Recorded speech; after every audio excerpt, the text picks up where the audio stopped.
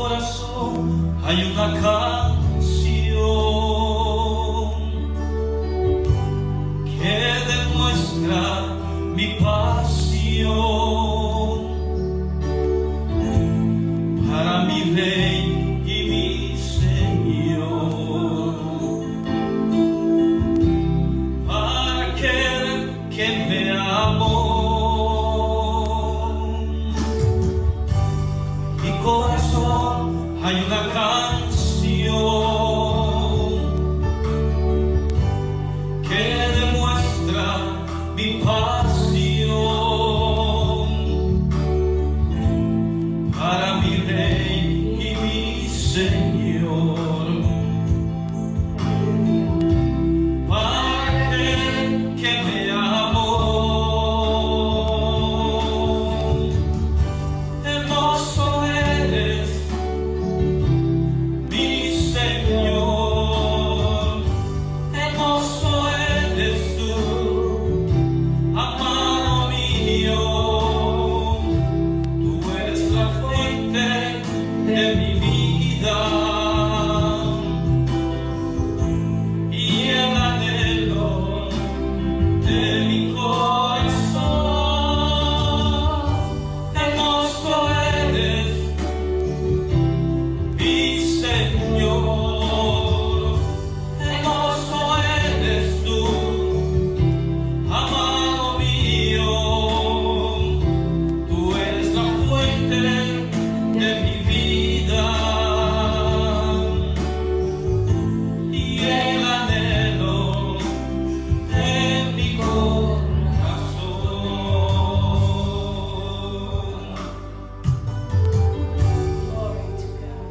Alabado sea Dios.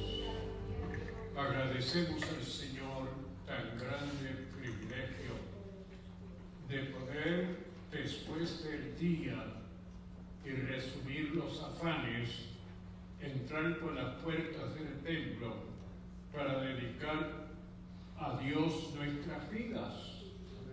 Total, Él pide que le dediquemos nuestro cuerpo, nuestra alma, nuestro espíritu, todo nuestro ser, lo traigamos en sacrificio vivo, porque nos esforzamos y nos dedicamos y tomamos control de aquellas cosas que quisieron impedirnos que viniésemos y estuviésemos y le dedicásemos a Él tiempo. Saludamos a los que ya han llegado y esperamos que muchos más puedan llegar. Saludamos a aquellos que a través de los medios de comunicación nos están observando y escuchando, esperando que todo lo que hagamos y digamos sea de bendición para sus vidas. Hay un tema, pero muy, diríamos, substancial y que nos provee a nosotros una gran bendición. Dios arreglará todas las cosas. La expresión cosas implica que no hay nada que no esté incluido en lo que Dios puede hacer. Que Dios puede todo. Las cosas, todo. Y las cosas realmente implican un significado muy amplio. Pero la verdad que a través de todo el estudio vamos a conocer es que los propósitos de Dios prevalecerán. El enemigo se opondrá, se levantará y tratará de obstaculizar, pero Dios es Dios, el Todopoderoso. El versículo clave se encuentra en Zacarías, capítulo 10, el versículo 6, dice la palabra: de ellos tendré piedad, y serán como si no los hubiera desechado, porque yo soy Jehová, su Dios, y los oiré. La porción bíblica se encuentra en varios libros y capítulos, comenzando con Abdías, en el libro de Joel o Joel, y con Zacarías. Dice la palabra del Señor: por la injuria a tu hermano Jacob, te cubrirá vergüenza, y serás cortado para siempre. En el día estaba sentado delante, llevaban extraños pueblos del ejército, extraños que estaban en su puerta y echaban suerte sobre su frente. Tú también eres como uno de ellos. Pues no debisteis tú de haber estado mirando en el día de tu hermano, en el día de su infortunio. No debisteis haberte alegrado de los hijos de Judá en el día en que se perdieron, ni debisteis haberte jactado en el día de la angustia. Porque aquí de aquellos días, en aquellos tiempos, sería de devolver tu tribu de la de Jerusalén. Reuniré a todas las naciones y las haré descender al valle de Josafat, y allí entraré en juicio con ellas a causa de mi pueblo y de Israel mi heredad, a quien ellas esparcieron entre las naciones y repartieron mi tierra. Y echaron suerte sobre el pueblo, y dieron a los niños por una ramera, y dividieron las niñas y vivimos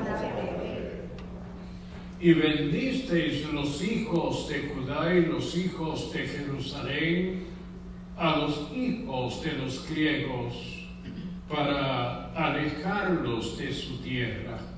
He aquí yo los levantaré del lugar donde los bendisteis, y volveré vuestra paz sobre su cabeza. Porque así ha dicho Jehová de los ejércitos: tras la gloria me enviaré él a las naciones que os despojaron, porque él que os toca a la niña de su ojo. Porque aquí yo alzo mi mano sobre ellos, y serán despojados cielos, Y sabéis de Jehová Canta y alégrate, hija de Sión, porque aquí vengo y moraré en medio de ti, ha dicho Jehová. y se se unirán unirán muchas muchas naciones naciones a a Jehová Jehová en aquel día, y serán de pueblo y moraré en medio de ti, y entonces seré Jehová de los ejércitos. me ha enviado a mí. Y Jehová paseará a Judá su heredad en la tierra santa, y escogerá aún a Jerusalén. Padre, te damos gracias en este momento por este privilegio tan grande de ser parte de los redimidos que sobre la haz de la tierra has escogido para en ellos manifestar tu poder.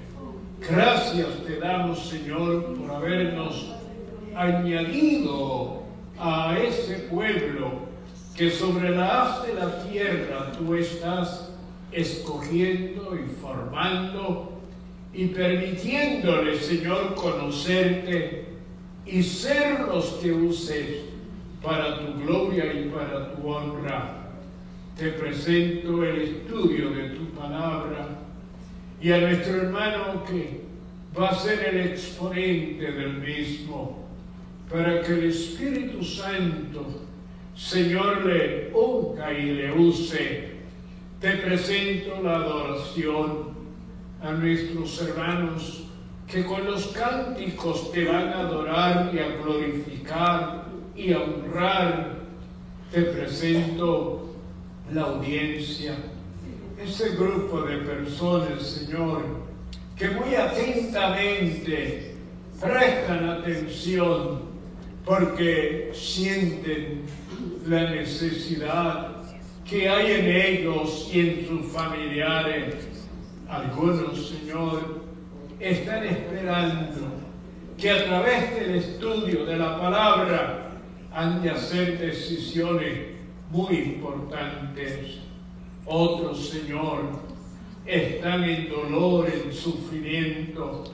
Están, Señor, recluidos en hospitales y en lugares donde allí, Señor, la enfermedad le está afectando. Pero en esta hora y en este momento, tu presencia, Señor, se hace manifiesta y, oh Dios, les provees una experiencia que tú, oh Dios mío, puedes con la carga, con el problema y con la necesidad. Gracias te damos en el nombre de Jesús. Amén y amén. Vamos a adorar al Señor. Alabado sea Dios. Hermanos, que el Señor les continúe bendiciendo en esta preciosa tarde. Es, como siempre, un privilegio estar aquí adorando, alabando el precioso nombre de Jesús. Y esta noche vinimos a gozarnos, vamos a alabar su nombre. Y le damos las gracias al Señor por este día tan hermoso que Él nos ha regalado. Y ahora vamos a cantar el primer corito, Aquí estoy, Señor, ante tu presencia.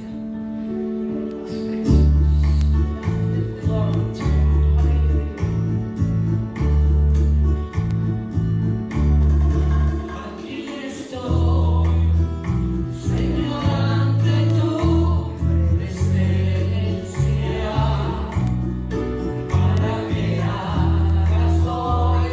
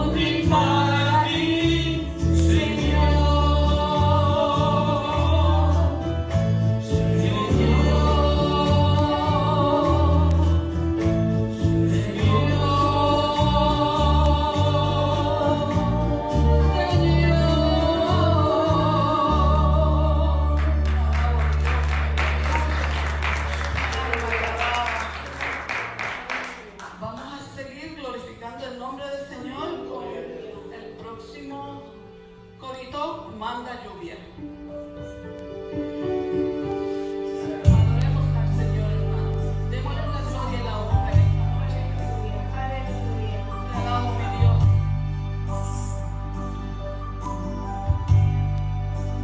Dios manda lluvia, derrama de tu espíritu, desciende hoy tu fuego, sana mis heridas, restáurame, Señor. Dios manda lluvia,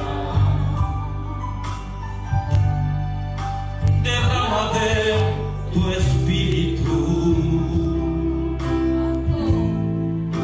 desciende hoy tu fuego, sana mis heridas, restáurame, Señor.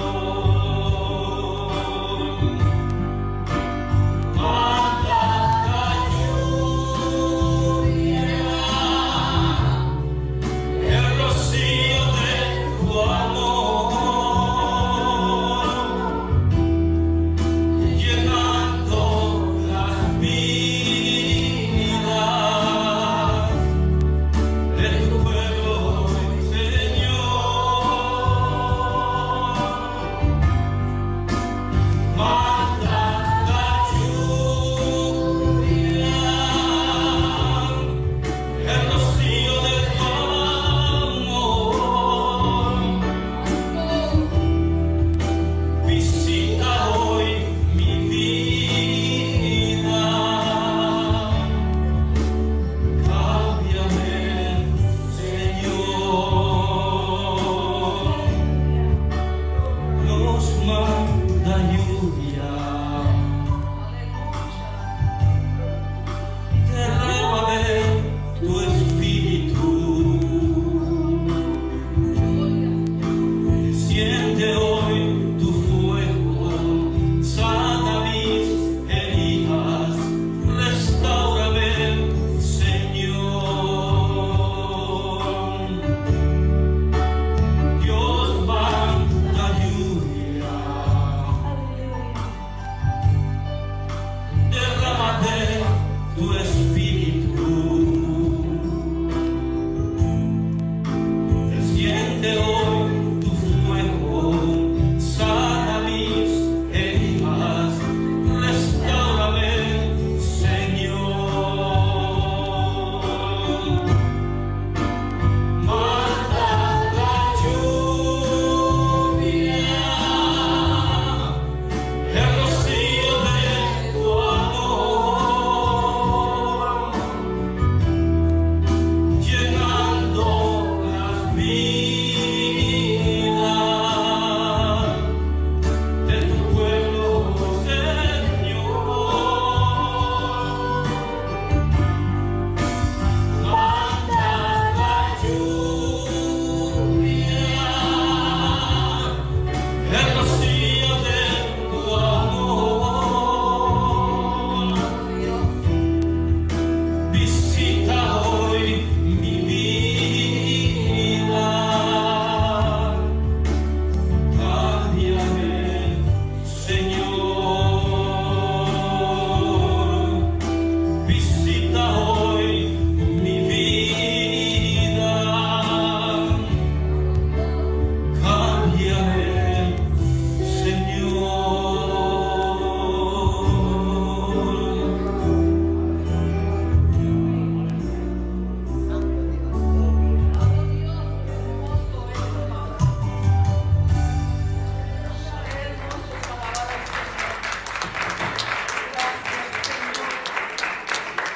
Y hermano, ahora vamos a leer la palabra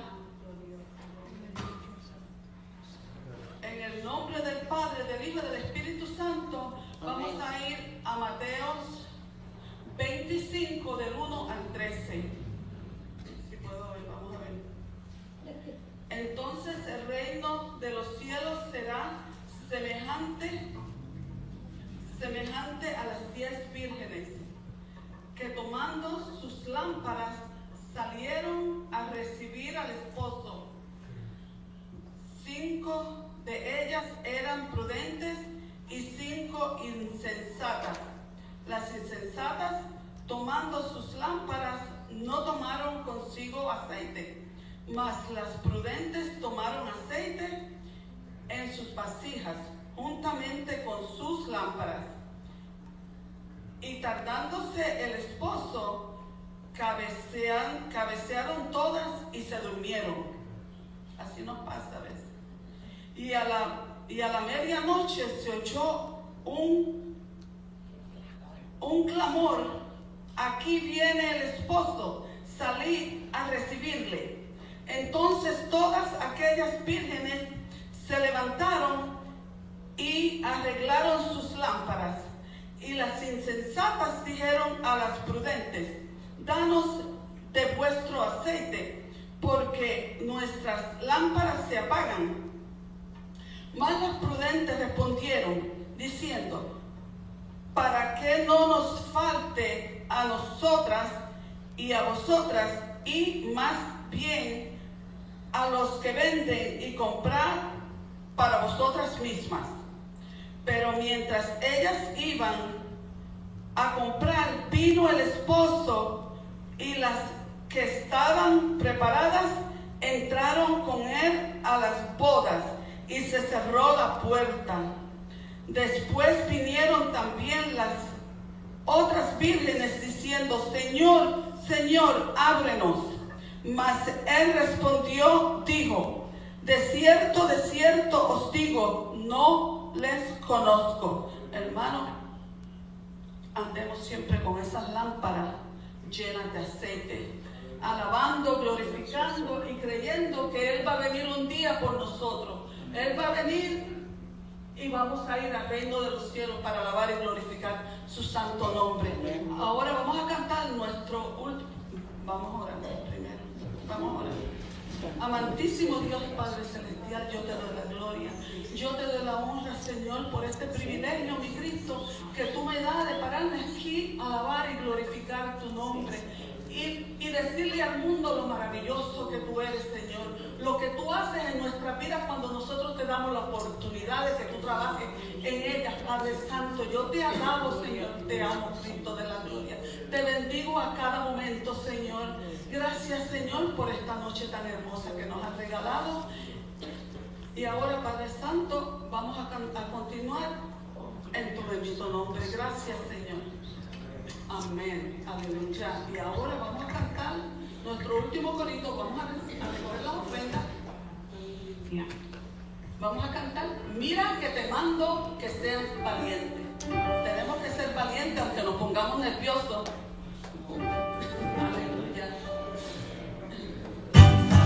Mira que te mando que seas valiente, no temas ni desmayes.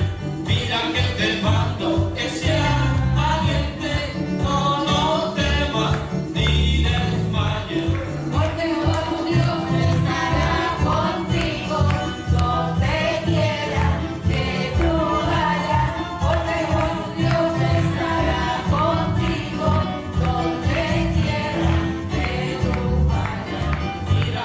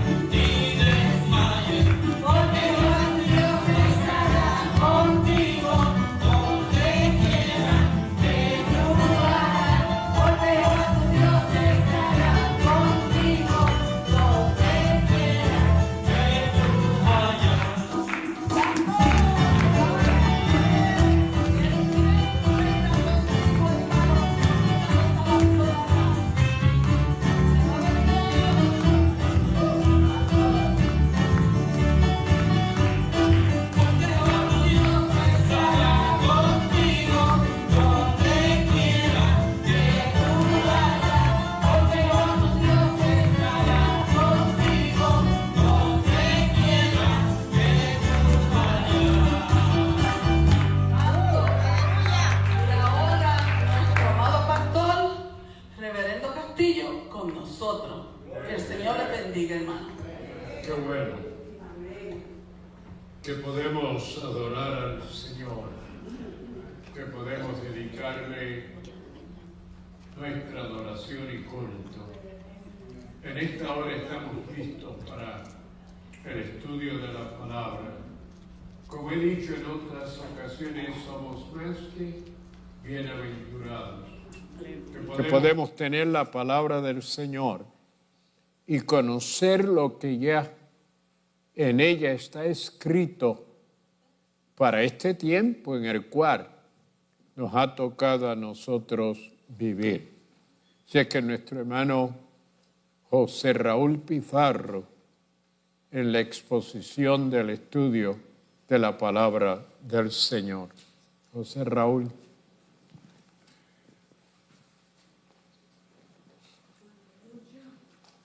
Gracias, pastor. Gracias.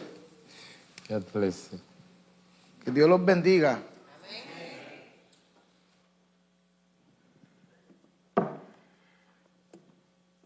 Bueno, pues en esta noche otra vez me toca de hablar de 3 profetas menores. El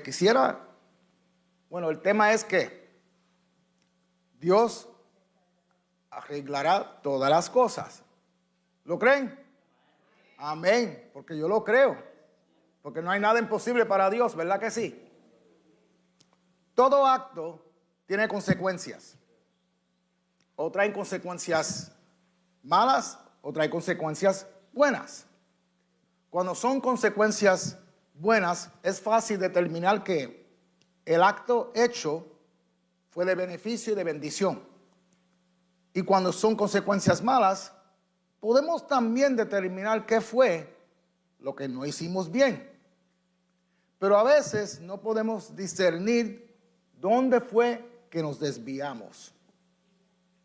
Porque si pudiéramos siempre, ¿verdad?, agarrar ese momento en el cual uno se puede desviar, fuera uno perfecto.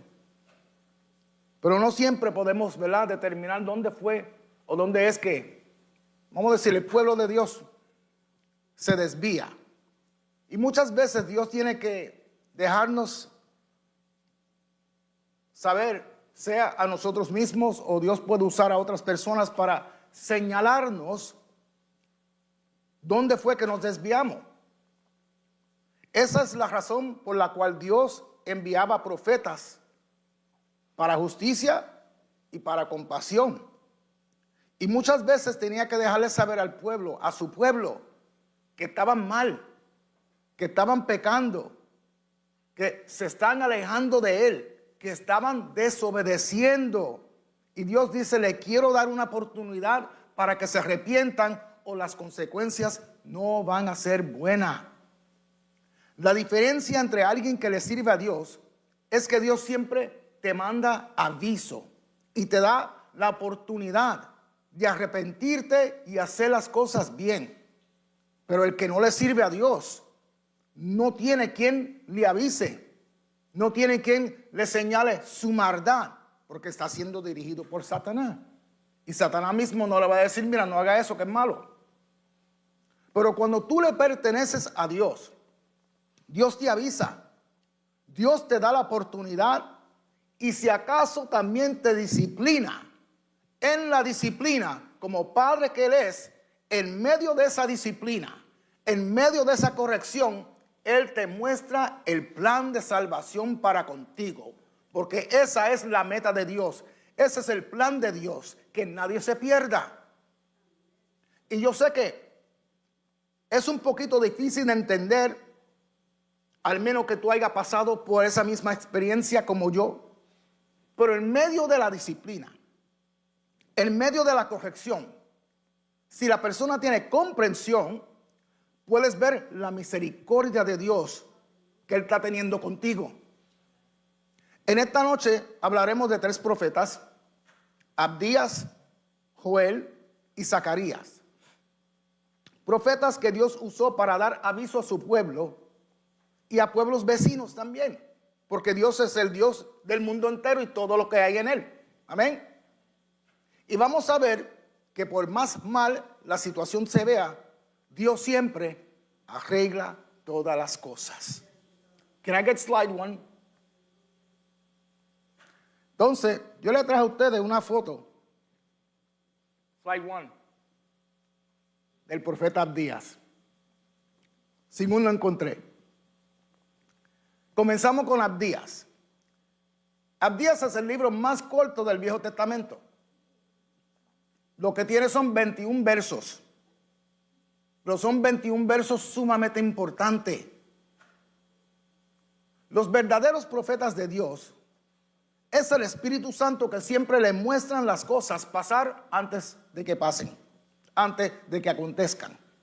Y cuando estos profetas de Dios describen lo que han visto, lo describen como un acontecimiento en el pasado, como si hubiera pasado ya, porque al profeta recibir la visión, pues ante los ojos del profeta ya eso aconteció, pero para el resto del mundo todavía no ha pasado, porque el único que ha visto lo que aconteció en ese momento es el profeta y nadie más. Entonces Dios envía a Abdías porque el pueblo de Dios iba a perder la tierra prometida. Y Dios se lo había dicho, porque durante toda la historia de Israel, Dios había enviado profeta tras profeta, tras profeta, tras profeta, para darle aviso a su pueblo, que si seguían como iban, que iban a perder la tierra prometida. Porque ellos pensaban, Dios jamás va a permitir que destruyan su templo. Y se decían uno al otro, después que vivamos cerca del templo, estamos a salvo, así que no hay de qué preocuparse. Así hay mucha gente hoy, que se conforman con venir a la iglesia de vez en cuando. Dice, después que vayamos a la iglesia de vez en cuando, no hay de qué preocuparse. Tristemente, el pueblo de Dios aprendieron que con Dios no se juega. Y Dios permitió que el templo fuera destruido, pero no sin antes darle aviso, porque en el aviso está la bondad de Dios, en el aviso está la misericordia de Dios. Abdías fue el primer profeta que Dios envió, y es el primer libro de los profetas en el Viejo Testamento, aunque en la Biblia no se encuentra de esa forma, porque la Biblia no está compuesta cronológicamente. Pero Abdías es el primero que en la palabra de Dios presenta esta frase: el día del Señor. Y yo les he mencionado a ustedes que el día del Señor y en el día del Señor son dos cosas muy diferentes. En el día del Señor es cuando Jesús regresa por segunda vez y establece su reino aquí en la tierra. Pero el día del Señor es cuando Dios derrama su ira sobre la humanidad por sus maldades, por sus pecados, por sus iniquidades, por sus transgresiones. Entonces, Abdías es el primero que presenta esa verdad que encontramos en la palabra de Dios, el día del Señor. Después de Abdías, esta frase en la palabra de Dios la encontramos hasta lo último, hasta Apocalipsis. Los profetas de Dios no solo venían a darle palabra al pueblo de Dios, a Israel, también le traían palabra de Dios a las naciones vecinas. Es más, Abdías no fue enviado a llevarle palabra a Israel, al pueblo de Dios. Dios lo envió a hablarle a Edom. La profecía fue para otra nación llamada Edom, y es interesante que es el primer profeta que Dios usa y no lo manda a su pueblo, lo manda a otra nación o a otro reino. Y sabemos que lo que Abdías vio, él estaba despierto, porque él mismo dice que fue una visión. Y yo le mencioné a ustedes la última vez que cuando Dios muestra algo, si la persona está durmiendo, entonces es un sueño, pero si la persona está despierta, es una visión. Y Abdías dice que él estuvo una visión, así que Abdías estaba despierto cuando Dios le mostró lo que le mostró. Can I get slide number 2? Yo le traje una mapa del tiempo de Abdías. Yo no tengo mi espejuelo, pero ya yo he estudiado esto. Israel se conformó con vivir en esta área aquí. Dios le había prometido todo esto. Ellos se conformaron con el principio de la bendición. Tenemos que tener cuidado Porque cuando Dios te bendice, no es para que te conformes con el principio de la bendición que Dios tiene para ti. Dios quiere que tú tomes la bendición completa. Porque cuando Dios da en abundancia.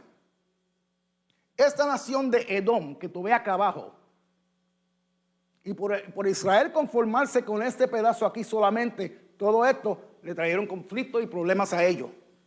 Por esa nación de Edom, hoy en día se llama Jordán. No es el río Jordán, se llama Jordán. David en su tiempo había conquistado a Edom, pero cometió un error grande, porque permitió que los edomitas continuaran viviendo allí.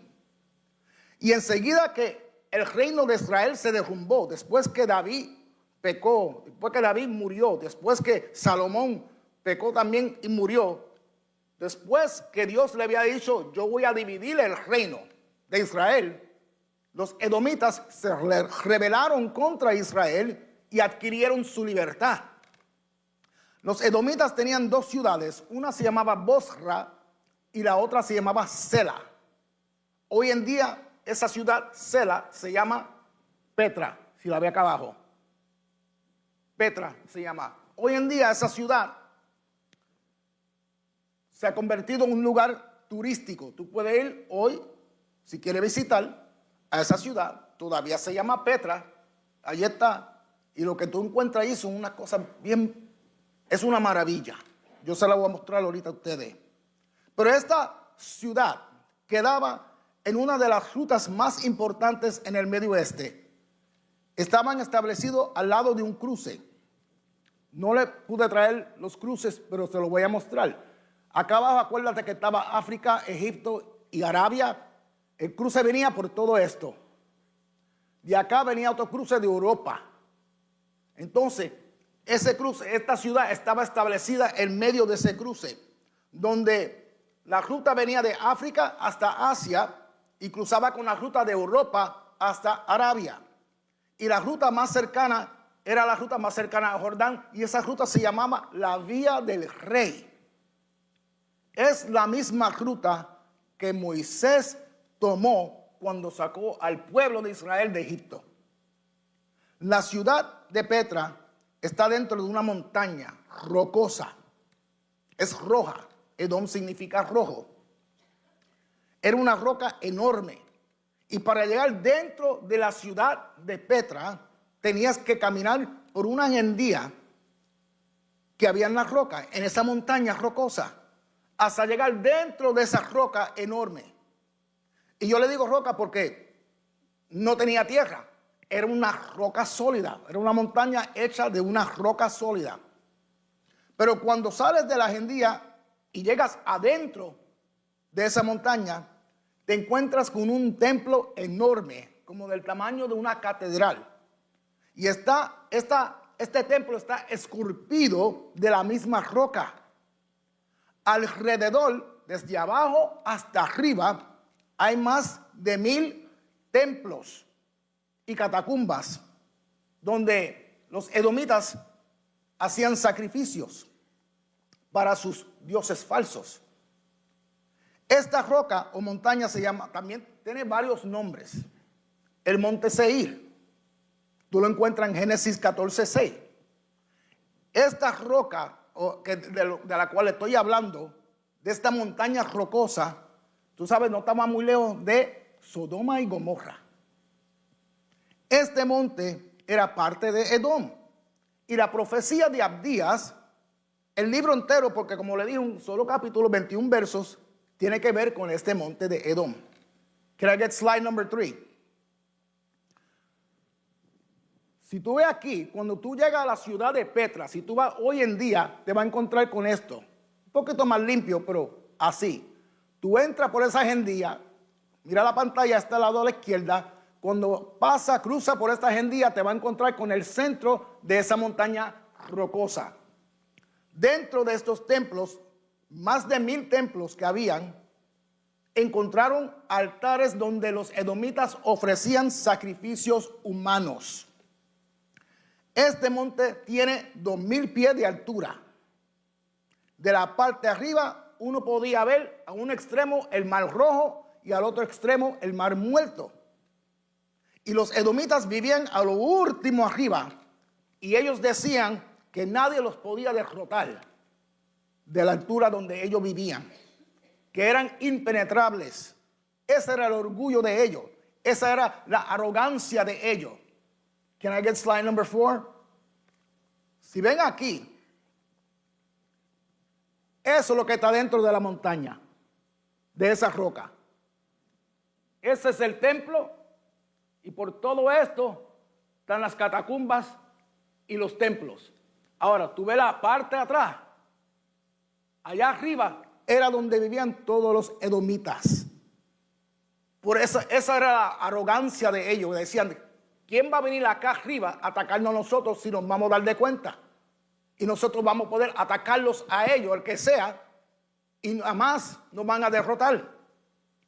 Y Dios manda a Abdías con palabra para los edomitas, dejándoles saber que el Dios de Israel es el Dios de todas las naciones, aunque las naciones proclamen tener a otro Dios. Como quiera, todo fue creado por Dios, para Dios y es de Dios. Amén. Porque Dios no solamente juzgará a la nación de Israel, Dios va a juzgar a todas las naciones. Igual que Dios es el Dios de los cristianos.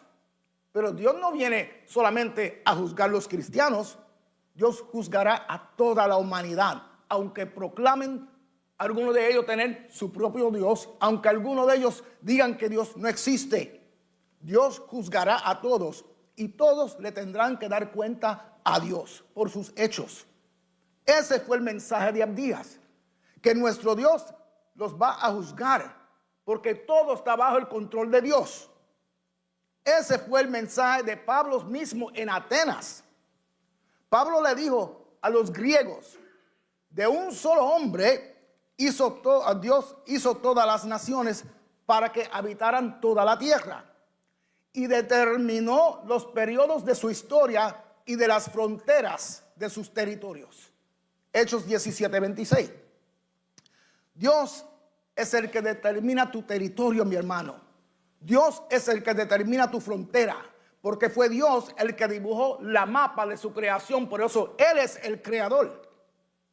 Por eso, mira, Él le dijo a Abraham, el que te bendiga yo lo voy a bendecir, el que te maldiga yo lo voy a maldecir, porque Dios juzga a las gentes de acuerdo a cómo traten a su pueblo, a Israel. Y hoy en día, en el tiempo de la gracia, Dios juzga a la gente de acuerdo a cómo traten a su iglesia. Y da la casualidad que la primera nación o reino que fue juzgado por Dios por tratar cruelmente a los israelitas fue la nación o el reino de Edom. Porque lo que se le hace al pueblo de Dios, se le está haciendo a Dios. Por eso Jesús en el Nuevo Testamento dijo, te aseguro que todo lo que no hicieron por el más pequeño de mi hermano, tampoco lo hicieron por mí. Mateo 25:45. Es como si Jesús dijera, si maltratas a mi hermano, me maltratas a mí. Si hablas mal de mi hermano, hablas mal de mí. Saulo, que después le llamamos Pablo, aprendió esa misma enseñanza en el camino a Damasco. ¿Qué iba a hacer Pablo? Arrestar a los cristianos, a encarcelarlos, a matar a algunos de ellos, a castigarlos, cuando la gloria del Señor lo tumbó del caballo. Y Pablo dice, ¿quién eres, Señor? Y Jesús le dice, soy yo, Jesús de Nazaret. ¿Por qué me persigues? Y Pablo, yo estoy parafraseando, pero Pablo dice, pero yo no te estoy persiguiendo a ti. Y Jesús le dice, seguro que sí. Si persigues a la iglesia, me persigues a mí.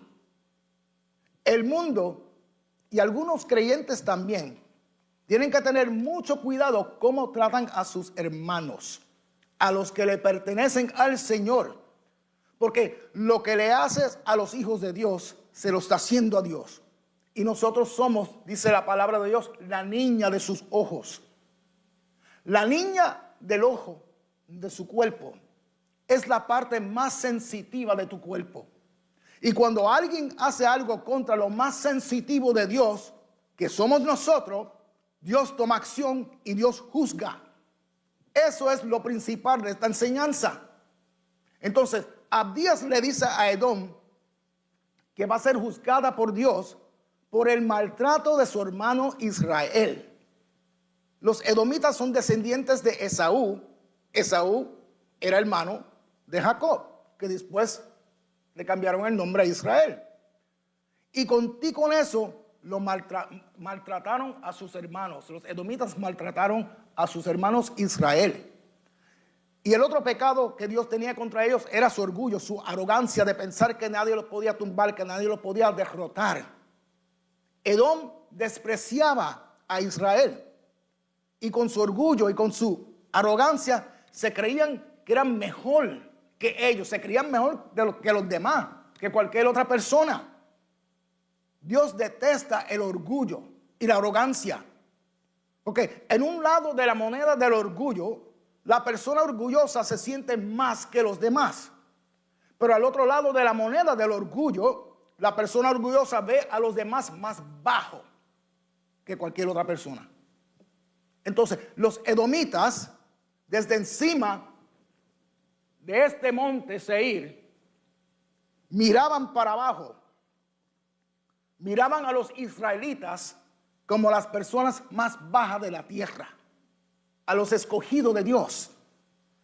Ahora, tengo que dejarles saber que como los israelitas y los edomitas eran hermanos, Dios también no les permitió a los israelitas tomar acción o maltratar a los edomitas, porque Dios le había dicho: ama a tu hermano. Y Abdías le dice a los edomitas: no hubieran de maltratar a tus hermanos los israelitas como lo hicieron, de ninguna forma, porque cada vez que una nación atacaba a Israel, los edomitas eran los primeros que se añadían con los enemigos para exterminar a los israelitas. Si tú lees el libro de Abdías, como le dije, un solo capítulo, 21 versos, en 3 solo versos, el verso 12, 13 y 14, 8 veces Dios le dice a los edomitas: no debiste de hacer esto, no debiste de hacer esto, no debiste de hacer esto, no debiste de hacer esto. 8 veces en 3 versos. Y Dios los condena por no amar y por no ayudar a su hermano. Y mucho tiempo después, Dios permite, ya no está aquí, que los árabes atacaran a Edom.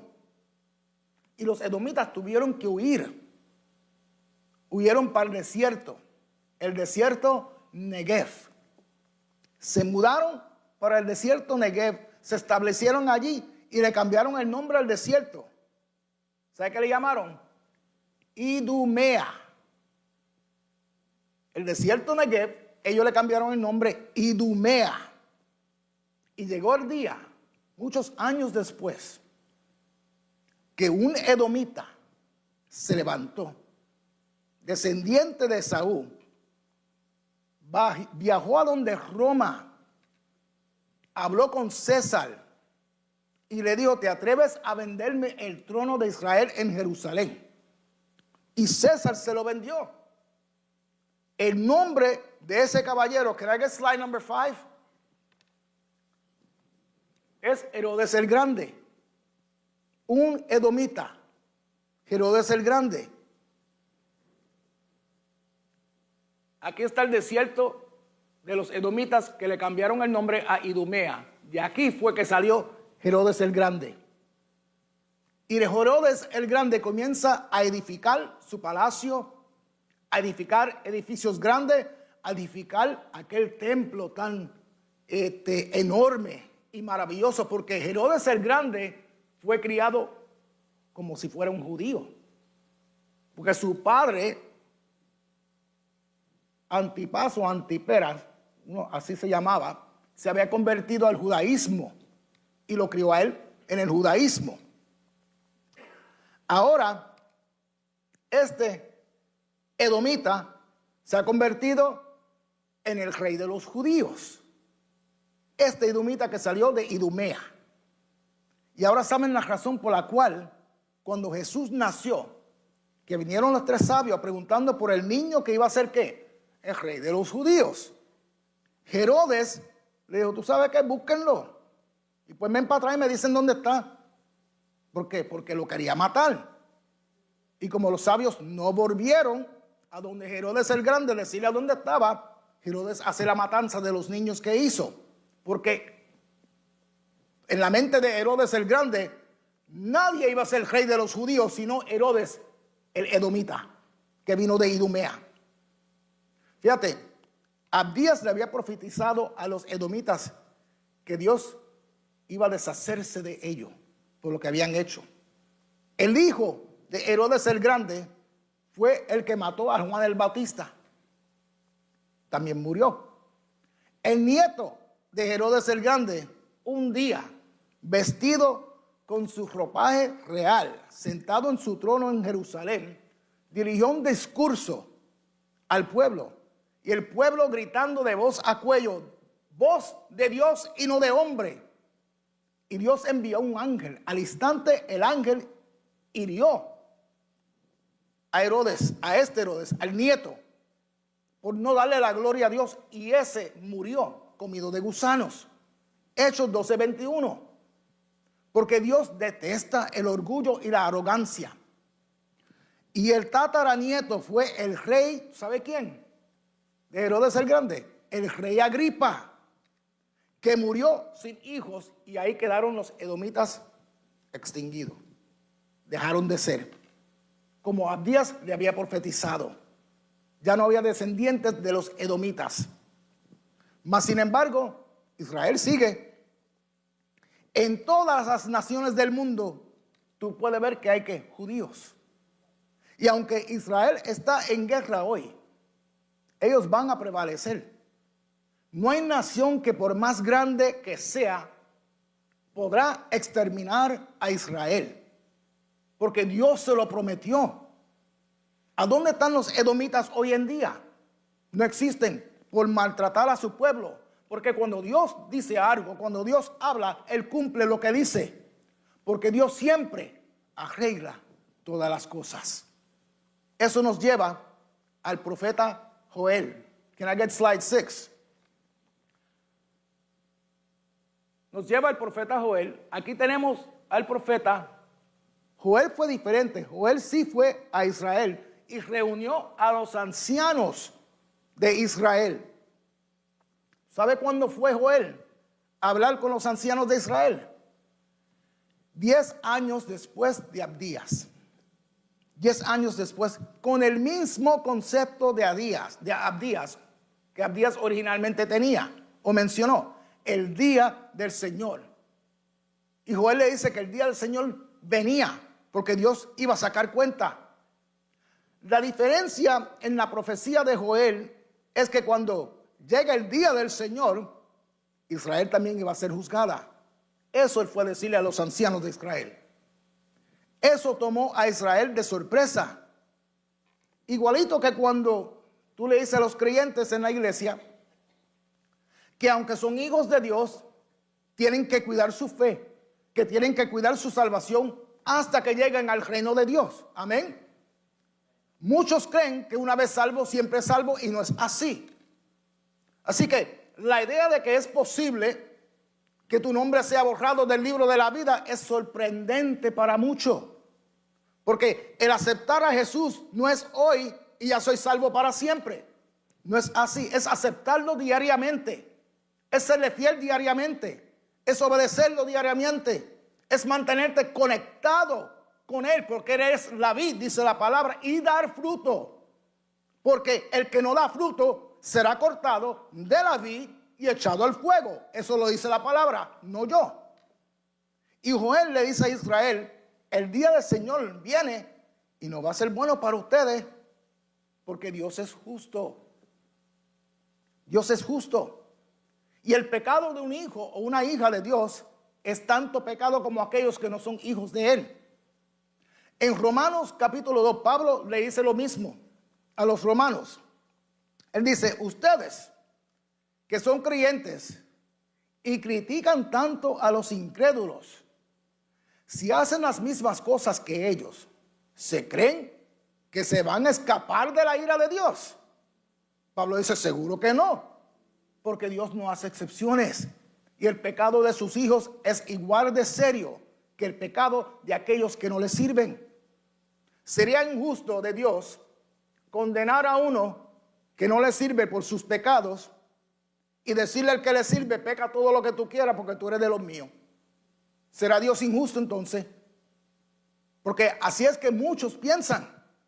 Esa es la percepción, la forma de pensar de muchos creyentes de lo que es Dios.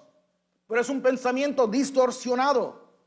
El Dios a quien tú le sirves y yo le sirvo es un Dios justo con creyentes y los que no son creyentes también. Y los profetas tenían que corregir esa idea distorsionada, comenzando con su pueblo, con Israel. Después de Abdías, Israel pensó que ellos estaban bien, que Dios solamente juzgaba a todas las otras naciones, pero a ellos no. Y Joel fue a decirle, el día del Señor no es luz, es tiniebla. Amos también le dijo lo mismo. Entonces, ¿qué ejemplo usa Joel para llevarle palabra de Dios a Israel? Bueno, un desastre natural había acontecido en Israel. Algo que nunca había ocurrido en Israel y solamente esa vez y nunca ha ocurrido otra vez. Y ellos no sabían por qué. Una plaga de langosta había destruido las fincas de Israel. Y lo que había acontecido, como le dije, no era común en Israel. En África, en Egipto, es común hasta el día de hoy. Allí se ve cada rato. Pero en Israel nunca había pasado. Can I get slide number 7? Esto es la langosta de la cual la palabra de Dios habla. Si usted se da de cuenta, no tiene dientes, no tiene lengua. Lo que tiene son 2 picos. ¿Ok? Entonces, para ellos comer, ellos tienen que devorar lo que se van a comer hasta hacerlo polvo, para poder tragárselo. Una plaga de langosta, aquí tú puedes ver un pedazo de una plaga de langosta cubriendo un árbol completo, devorándolo. Una plaga de langosta puede llegar a ser 600 millones de langostas en una sola vez. Can I get slide number 8? Esto es lo que parece una plaga de langosta en el aire, que oscurece aún el día. Eso es una plaga de langosta cuando ataca. Cuando una plaga de langosta ataca, se come toda clase de vegetación sin dejar ninguna mata, ninguna planta, ningún árbol vivo. Una plaga de langosta cubre 400 millones de pies cuadrados y pueden comer hasta 8,000 toneladas de vegetación al día. Y cuando viajan 2,000 millas al mes. Y cuando ponen sus huevitos, lo hacen en el desierto. Ponen 5,000 huevitos por pies cuadrados. Así, en un pedazo así. 5,000 ahí nada más. Esta fue una de las plagas que Dios había enviado, ¿se acuerdan? A Egipto. Y aunque Israel vivía en Egipto, ¿verdad? En Gosén, a ellos no lo atacaron. Pero en esta ocasión, Dios permitió que una plaga de langosta les atacara las fincas. Estas plagas, como le dije, ocurren mucho en África, en Egipto. Pero ahora llegó a Israel. Y Joel fue a dejarle saber a Israel que fue un castigo de Dios y que era el primer aviso de parte de Dios. Joel le dice, Dios dijo que si siguen como van, peor le va a pasar. Así que Joel no profetizó el evento, pero Dios envía a Joel a interpretarle el evento. El aviso fue tan serio que la plaga de langosta no dejó nada que ellos pudieran ni recoger del piso, ni para hacer una ofrenda de granos. Ni para eso tenían, ni para hacer una ofrenda de granos en el templo del Señor. Entonces ya no había cultos en el templo porque no tenían que ofrecerle. Miren la importancia de entender lo que Jesús hizo por nosotros. que a través de su sacrificio en la cruz del Calvario nos extendió su gracia. Que posiblemente hay muchos que no quieren venir a la iglesia porque dicen, yo no tengo para diezmar, yo no tengo para ofrecer.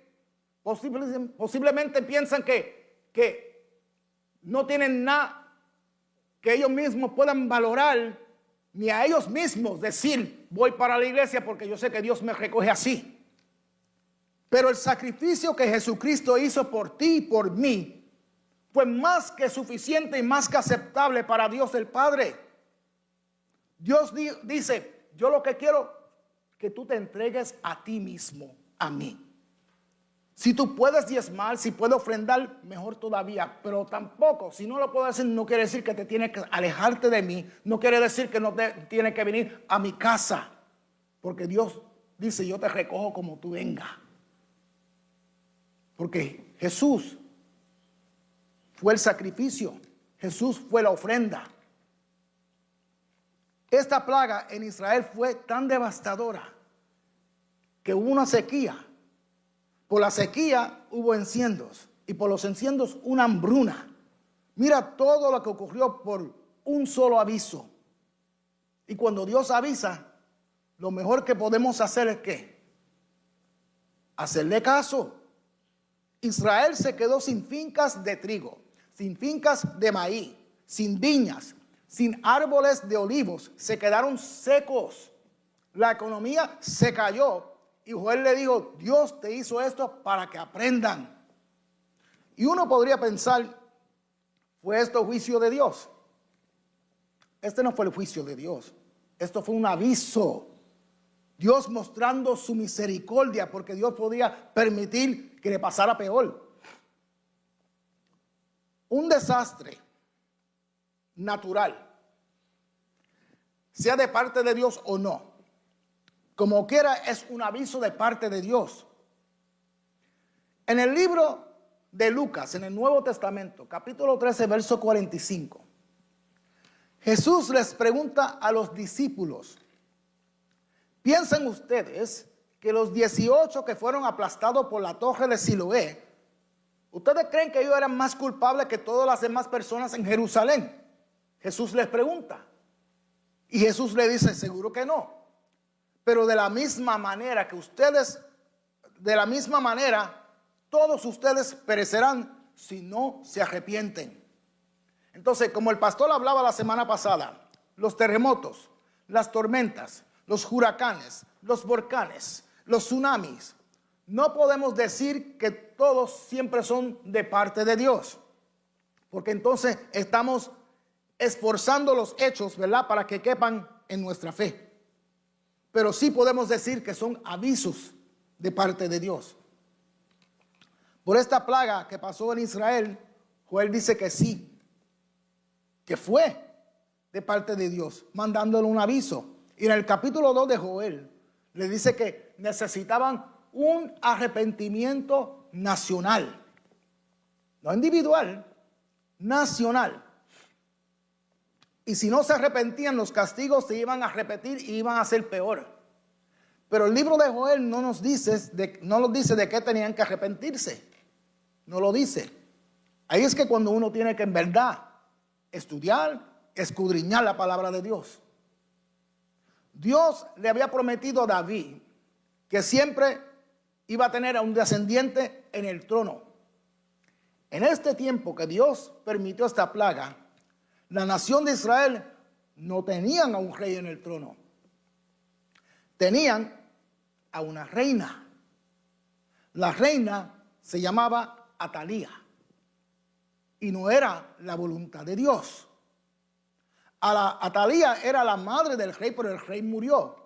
Entonces ella, a la mala, tomó el trono y mandó a matar todo descendiente de David para ella ser la reina y solo ella.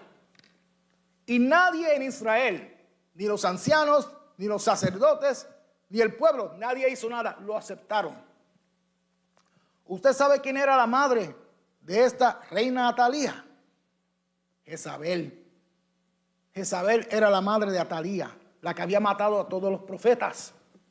Y ahora su hija Atalía había matado a todos los descendientes de David, a los mismos nietos de ella, menos uno, que cuando Joel reunió a los ancianos y les dejó saber lo que Dios estaba diciendo, había una hermana media del rey que había muerto, que cogió a uno de los niñitos descendientes de David y lo escondió. Si no fuera por esta media hermana del rey que murió, la descendencia de David hubiera dejado de existir. Israel había aceptado a esta reina matona gracias a esta media hermana del rey que tuvo el valor de esconder a este niño. Fue que quedó un descendiente de David. Este niño se llamaba Joás. Y después de la visita de Joel, que Joel le dice lo que iba a pasar, sacaron, el sumo sacerdote buscó al niño, sacaron a Atalía del trono y colocaron al niño Joás, que solo tenía 7 añitos, y lo colocan en el trono para reinar sobre Israel. Pero ahora saben cuál era el pecado nacional de Israel, por el cual Dios los mandó a hacer un arrepentimiento nacional. Luego, Dios, por Israel arrepentirse, en el capítulo 3 de Joel podemos ver que Dios restaura a Judá y a Jerusalén, a Israel. Y le dice a las naciones que le habían hecho tanto daño a Israel: yo haré que recaiga sobre ustedes su propia venganza.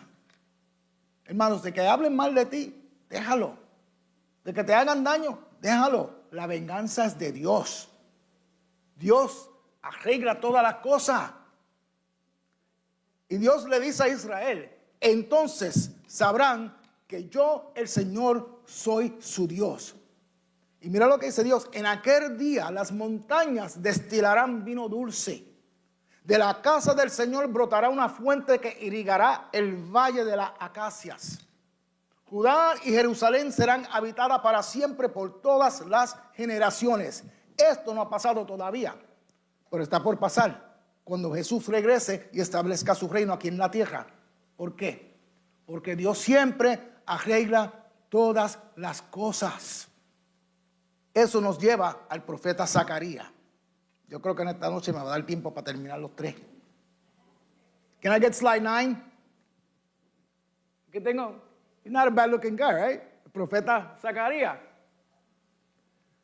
Después de todo esto, Israel otra vez hace lo malo delante del Señor, delante de Dios. Ese era el ciclo de ellos, ¿verdad?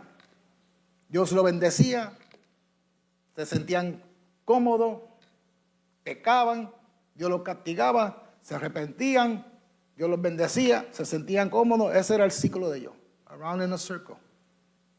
Y yo pensaba en esta mañana y en esta tarde antes de salir de casa que hay muchos creyentes así también, que se arrepienten, Dios los levanta otra vez, los fortalece, comienza a bendecirlos y otra vez hace lo mismo que hacían antes. Y Dios se arrepienten, Dios los fortalece, Dios comienza a bendecirlos, se ponen cómodos y otra vez a pecar y hacer lo mismo que hacían antes. Hay muchos creyentes hoy en día así. Bueno, Israel hizo lo malo delante de Dios. Esta vez sí llegaron a ir al exilio, capturados, ¿verdad?, esclavos en Babilonia por el rey Nabucodonosor. Después por los medopersias, el rey Asuero, y después por el rey Darío de Persia. El rey Asuero los había dejado ir a establecer a Jerusalén otra vez. ¿Tú sabes qué pasó? Comenzaron ni un 2% de construir a Jerusalén de nuevo y se pusieron cómodos. Y otra vez a pecar y a hacer lo que querían. Llevaban 100 años que habían salido del exilio, de la diáspora se llama. Habían salido del exilio ya 100 años. Y ahora había una nueva generación de judíos allí, de israelitas, pero que con las mismas malamañas de sus antepasados. Y Dios usa a Zacarías para que le profetice a esta nueva generación. El libro de Zacarías no es fácil. ¿Alguien aquí ha leído el libro de Zacarías? El libro de Zacarías no es fácil. Es un libro apocalíptico. Tiene muchos símbolos, animales, ángeles, muchas diferentes escenas. Mira, son los ángeles que Dios envía que le muestran las cosas a Zacarías. Es más, lo despiertan mientras él estaba durmiendo, porque lo que Zacarías también tuvo fueron visiones, porque él mismo dice, y el ángel otra vez me despertó. Lo despiertan para mostrarle lo que Dios le quería mostrar, y el ángel se lo explicaba, para que entonces Zacarías se lo explique a Israel. Pero el libro de Zacarías es apocalíptico, casi como la segunda parte del libro de Daniel, y igualito apocalíptico como el libro de Revelación o Apocalipsis. Entonces, es más para que el ojo entienda que el oído. Por eso, este libro tiene predicciones del futuro, no cercano, pero extenso, lejano. Predicciones que tienen que ver con lo que va a ocurrir cuando Cristo regrese. Es difícil poder uno imaginar el futuro lejano, ¿verdad que sí? El futuro cercano es más fácil porque tú puedes imaginar y planear lo que tú vas a hacer mañana. Eso es fácil. No quiere decir que va a pasar igualito como tú lo planeas, pero puede pasar. Ese es el futuro cercano. Pero ¿quién podrá decir qué va a estar haciendo en tal fecha, en tal día, 20 años de hoy? 20 años después del día de hoy. Nadie. Entonces, la forma más fácil para entender el futuro extenso o lejano es en formas de símbolos, de escenas, como si fueran fotos. Así que este libro de Zacarías tiene muchos símbolos, como le dije. Can I get slide 10? Aquí yo le hice un resumen a ustedes de las visiones. Ustedes lo ven ahí, yo se lo voy a leer aquí. En el libro de Zacarías hay caballos de diferentes colores. Los caballos son informantes que le informan al ángel del Señor cómo está la tierra. Y dice que la encontraron tranquila y en paz. Porque el rey era el rey Darío, y el rey Darío era un rey de paz, aunque era de Persia. Habían 4 cuernos. Estos cuernos representan los poderes que habían dispersado a Judá, a Jerusalén, a Israel. Muestran herreros o forjadores que vinieron para deshacer o aterrorizar a estos cuernos del poder de las naciones que se levantaron contra Judá. Hay un hombre con una cinta de medir. Era un joven que Dios les mostró al ángel. Este joven iba a medir a Jerusalén de ancho y de largo, y vino otro ángel y le dijo, no lo haga, no lo mida, porque Jerusalén estará tan llena que no hay necesidad de muros, porque Jerusalén va a estar tan llena de gente y de ganado, y Dios dijo que Él mismo será muro de fuego para ellos. Por eso es que no importa con lo más grande que la nación sea, jamás podrán terminar con Israel, porque Dios se lo prometió.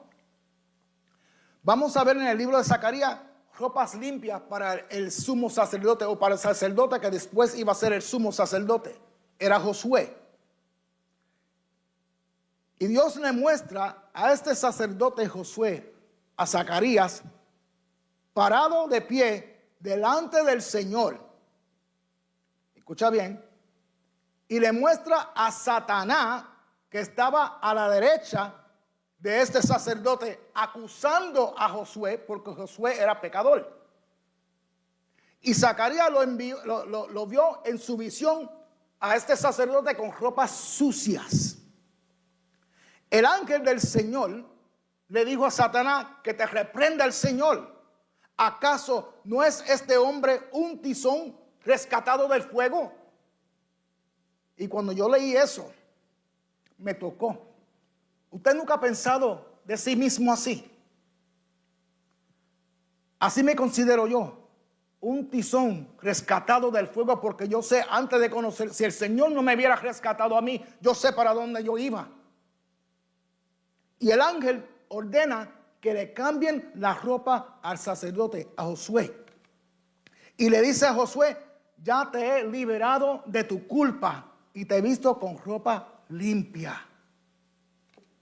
Eso mismo ocurrió con cada uno de nosotros cuando Jesús se convirtió en nuestro pago por nuestras maldades, por nuestros pecados, por nuestras iniquidades, por nuestras transgresiones. En la cruz del Calvario, cuando Él derramó su sangre, esa sangre nos cambió de ropa a cada uno de nosotros.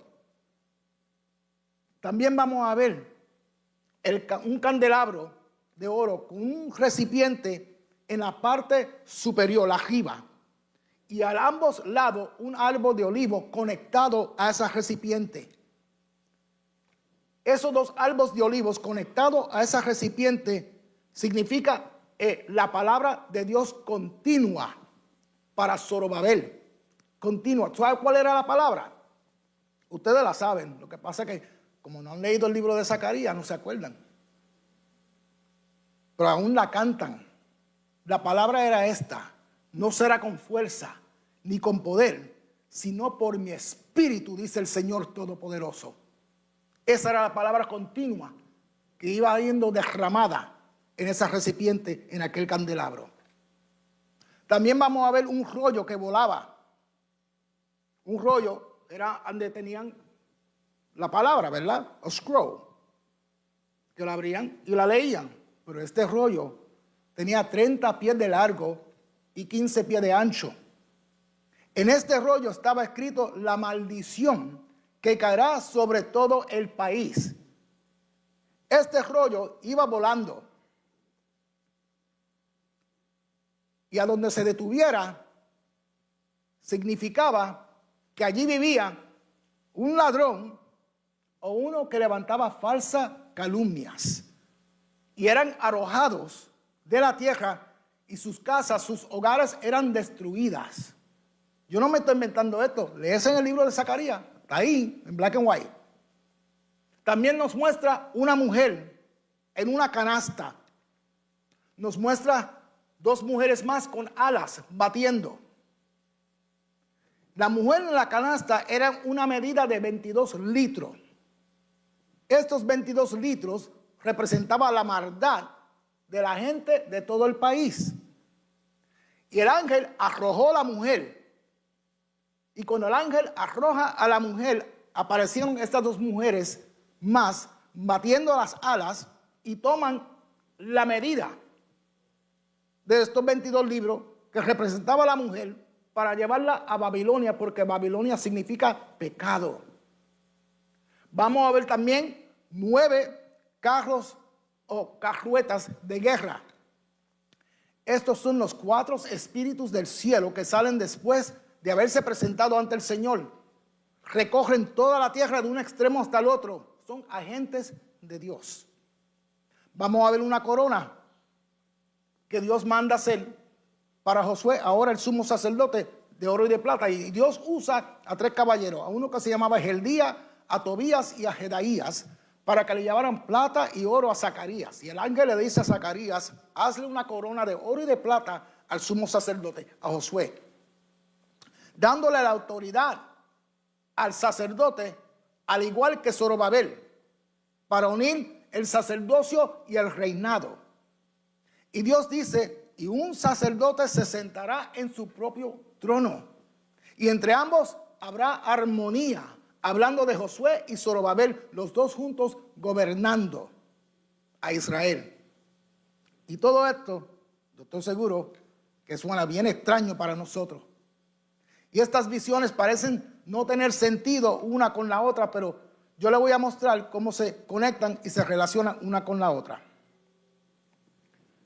Las primeras dos, los caballos de diferentes colores, los 4 cuernos, tienen que ver con la reconstrucción del templo.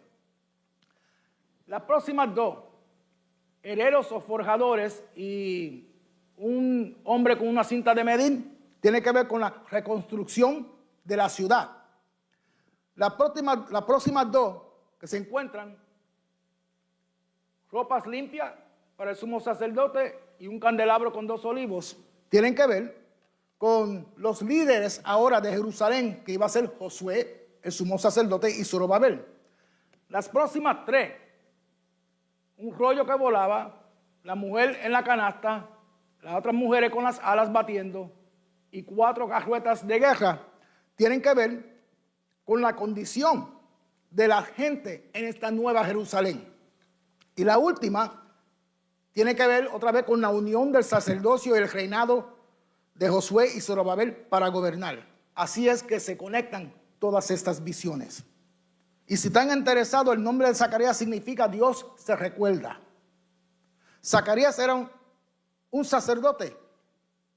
Y esto es bien significante, porque tenemos ahora un sacerdote que Dios está usando como profeta para profetizar y dándole la autoridad también para gobernar. Y de todas las personas que volvieron 100 años antes del exilio, de la diáspora, casi todos los hombres, no todos, pero casi todos eran sacerdotes. Estos eran los que se consideraban puros israelitas religiosos para establecer el nombre de Jehová en Jerusalén otra vez. Entonces tenían sus razones espirituales. Entonces, 2 cosas bien importantes que podemos ver en el libro de Zacarías. Una es que los sacerdotes estaban ahora reemplazando a los profetas, porque después de Zacarías, el único profeta que queda es Malaquías, y después de ahí no hubo más profetas por 400 años. Lo que llamamos los 400 años de silencio, hasta que llegamos a Juan el Bautista. Entonces, Zacarías, siendo ahora sacerdote y profeta, es el que hace la transición y nos deja saber que llegará el día que ya no habrá profetas. Lo segundo que vemos en el libro de Zacarías es que los sacerdotes también reemplazan a los reyes como líderes o a los príncipes. Entonces, por primera vez en la historia de Israel, la posición de sacerdote, de profeta y de rey están unidas. Solo en Génesis es que vemos esto en Melquisedec, quien era el rey de Salem y también sacerdote. Por eso en el Nuevo Testamento nos deja saber que Jesús es de acuerdo al orden de Melquisedec, no de ningún otro. Porque Jesús es rey, es sacerdote y es profeta.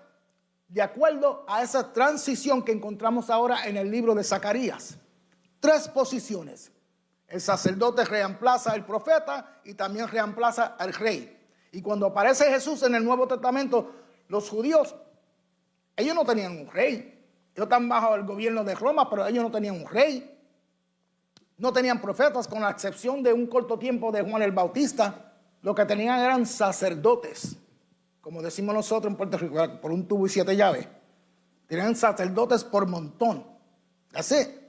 No tenían un rey, no tenían profetas, con la excepción de Juan el Bautista. Pero fue después de 400 años. Así que en el tiempo de Jesús, lo que estaban encargados de los judíos eran 2 sumos sacerdotes.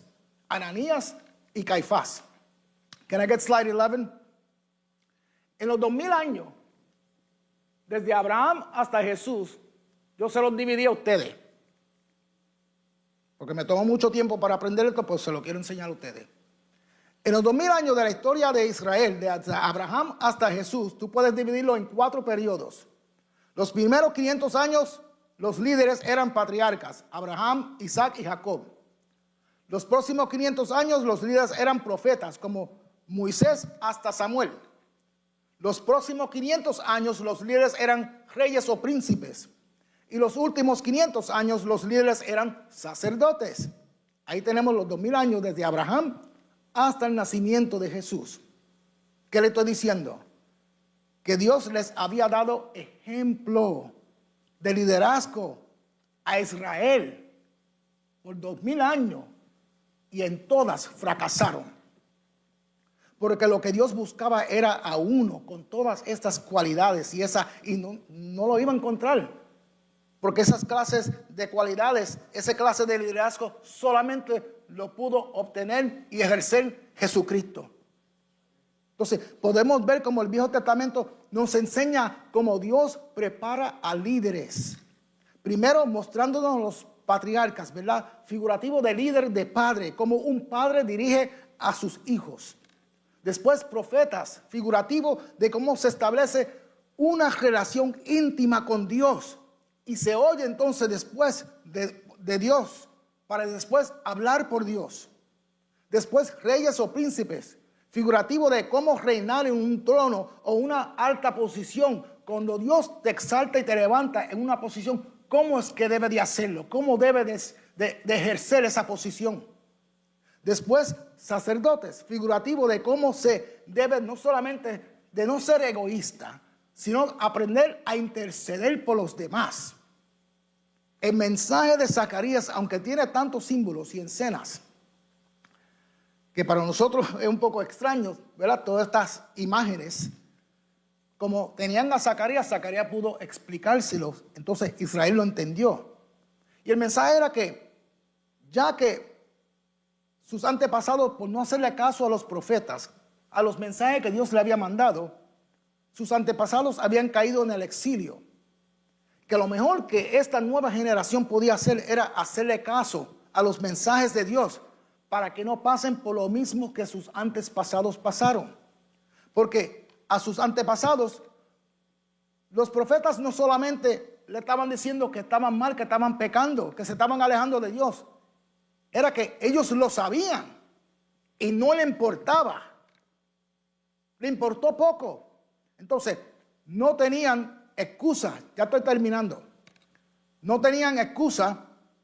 Así que él le dice, Zacarías le dice a Israel, no cometan el mismo error que sus antepasados. Entonces, podemos ver que Israel pasó por tiempos como perpetradores, como que pasaron por tiempos como víctimas. Pero algo aprendimos en estos 3 profetas menores en la enseñanza de esta noche. Que Dios es siempre fiel. Que Él promete esperanza, que Él promete restauración a través de su Hijo unigénito, de su Hijo amado Jesús, para todo aquel, no solamente que cree, que sigue creyendo diariamente en su Hijo, en Jesús, porque un día Dios va a corregir las cosas, porque Él dijo que Él arregla todas las cosas. Amén. Que Dios los bendiga. Hasta aquí mi parte. Y nuestro pastor con ustedes. Alabado sea Dios.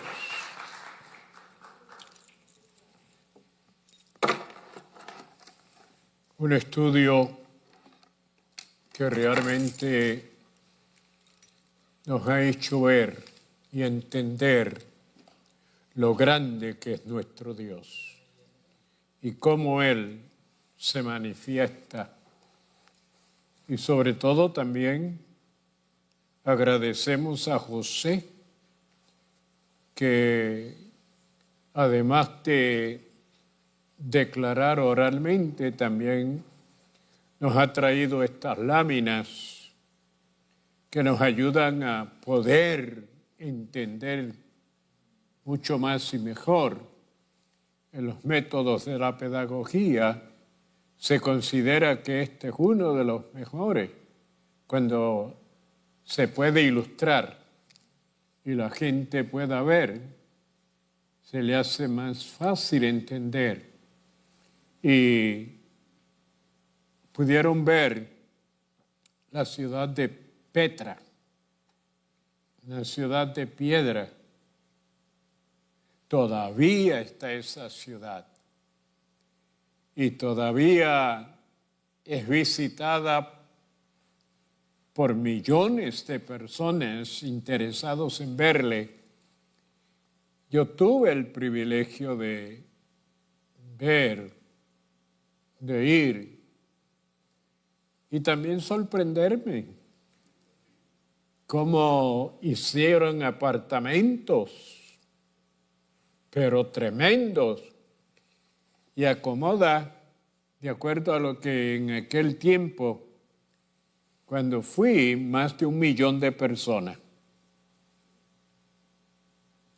Y tiene calles y todo hecho en una piedra. En una piedra. Y ese era el orgullo de Edom. Eso era lo que ellos realmente declaraban y vivían ahí.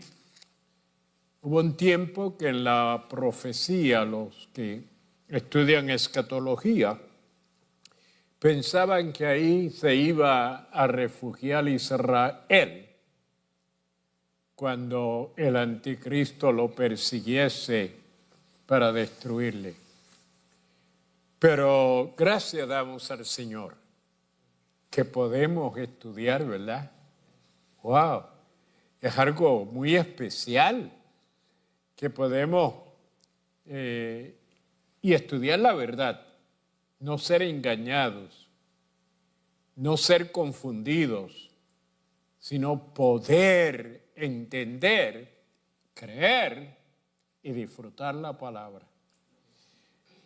Damos gracias al Señor porque esta palabra está llegando a toda la América Latina, desde Bolivia, Jesús Valderrama, Rosita Jerez de Chile, Elsie Romero de México, Paula Ramos de Argentina, Ada Aparco de Perú, Alberto Salgado de México, María Cortés, Honduras, Janet Figueroa de Venezuela, Pilar Montes de Nicaragua, Elizabeth Ramos de Costa Rica, Héctor Méndez de El Salvador, Luis Martínez de Paraguay, Eloísa Claro de Cuba, Ana Quiñones de Ecuador, Jorge Gamboa de Islandia, José Reyes de Cuba, Fernando Aquino de Paraguay y Javier Sosa de Brasil. ¿Puede usted apreciar y entender que Dios en su misericordia y bondad está usando a esta congregación para llegar a esos lugares y presentar a Cristo, el Salvador? Estamos esperando que los hermanos de la iglesia sientan carga y visión, como en esa lección. El no gozarnos al ver a otro fracasar, no. Ayudar al que está caído, levantarlo, para que así Dios se glorifique. Vamos a estar en pie. Aquellos que nos han llamado porque desean experimentar lo más grande y sublime que sobre la haz de la tierra puede el ser humano adquirir, y es la salvación. Y en esta hora, en este momento, aquellos que han sentido ese deseo y admiten su condición y su necesidad, el Espíritu Santo está allí y les está ministrando. Y es el que ha producido en ellos esa convicción para producir la conversión, que se han convertido y crear en ellos una nueva criatura. Alabado sea el Señor. Así es que, bienvenidos a la familia del Señor. Sus nombres estarán siendo escritos en el libro de la vida y el Espíritu Santo estará para guiarlos, dirigirlos y sostenerlos hasta el día en que partan a la eternidad o el Señor aparezca en gloria. Oramos. Padre, te damos gracias en esta hora por el privilegio tan grande de estudiar tu palabra y conocer, Señor, tus propósitos. Fuiste con Israel y continúas siendo con ellos pero te plació, Señor, escoger también a otro pueblo y darnos parte en ese plan tan grande y tan importante, Señor. Gracias porque en esta hora este grupo de vidas han hecho, Señor, una decisión que el Espíritu Santo ha sido quien en ellos le ha permitido. Y en esta hora sabemos que la sangre de Jesucristo, que fue vertida en la cruz del Calvario, aquella expresión, Padre, perdónales en este momento, sea, Señor, efectiva en la vida de cada una de estas personas. Señor, te damos gracias y te presentamos a los que en este momento enfermos están esperando.